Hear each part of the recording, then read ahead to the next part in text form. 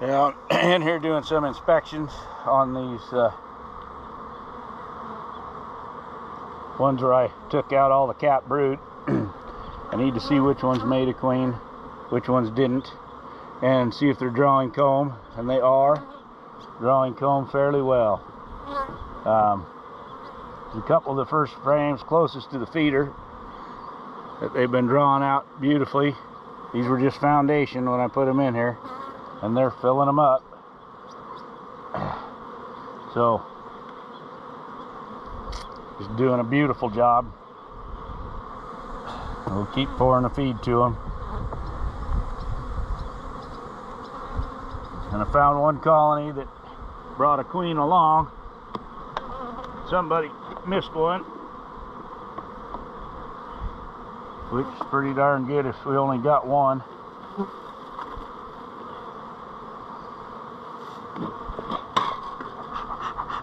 But as you can see, there's a lot of bees in here when you put 10 frames of capped brood in.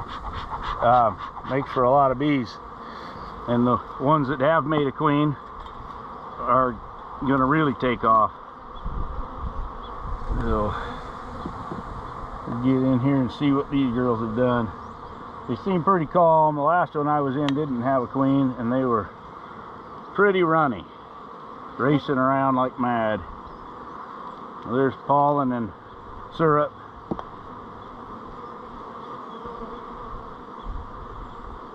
You've got to keep the syrup coming to them pretty hard, because as all of these, you know, this was all capped brood, and when that emerges, they've got all that room for storing syrup. So they're going to begin to store it there till they realize, oh man, it's going to keep coming. Then they have to start drawing comb. But they're not going to waste energy drawing comb if they're not going to have enough to need it. They'd rather store that.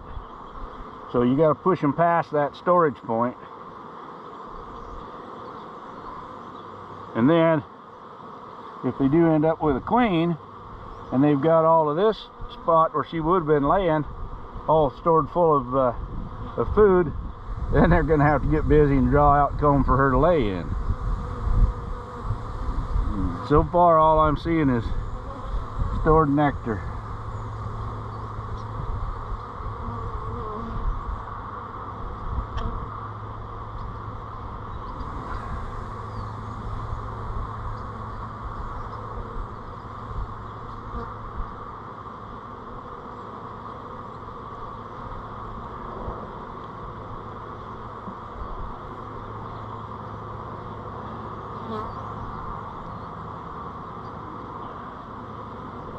Alright, now we got some larvae down here at this end.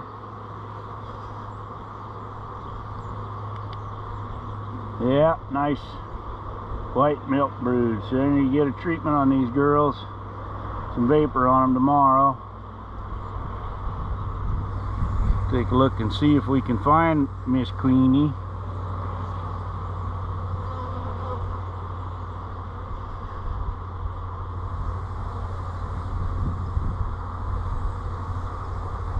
Here she's got larvae and some eggs.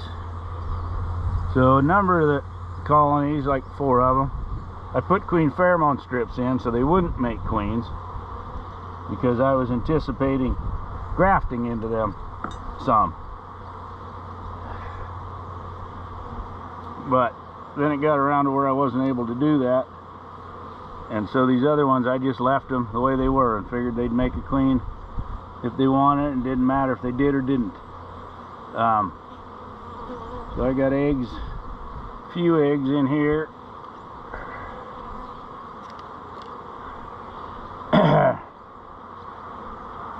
Eggs over here. Where are you guys hiding there?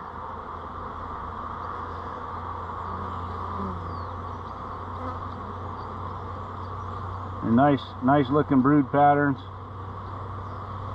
and they haven't been queenless long enough to go laying worker. The brood is just finished emerging, and that's why I need to check them and get queens in, or take the bees out to somebody who needs them if they didn't make queens. She's not going to let me see her though. I'm gonna hide.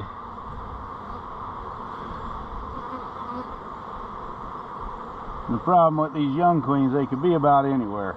Older queen, you're pretty much gonna find her close to where the eggs are being laid. But these young ones, they go wandering around and go off on food frames and stuff.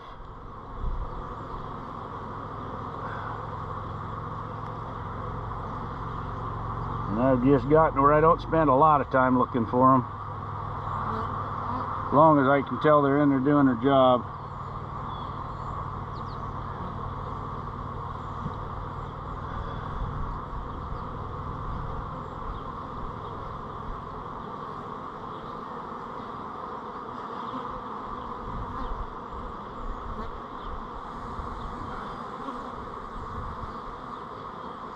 One more look on this other brood frame, and then we'll move on.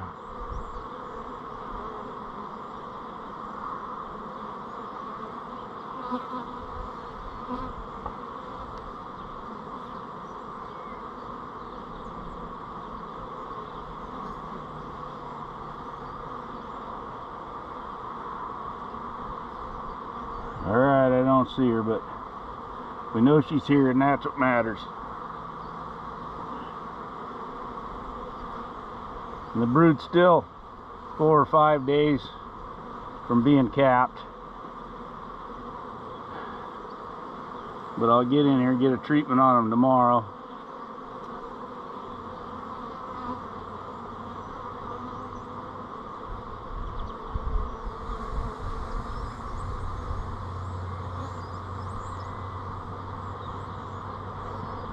And that should wipe out all the mites in this colony. And you know, it's got quite a few bees in it. It's gonna build back really fast. I mean, it's already strong enough to be ready to go into winter. It's got enough frames of bees, but they'll start making new brood and take right off.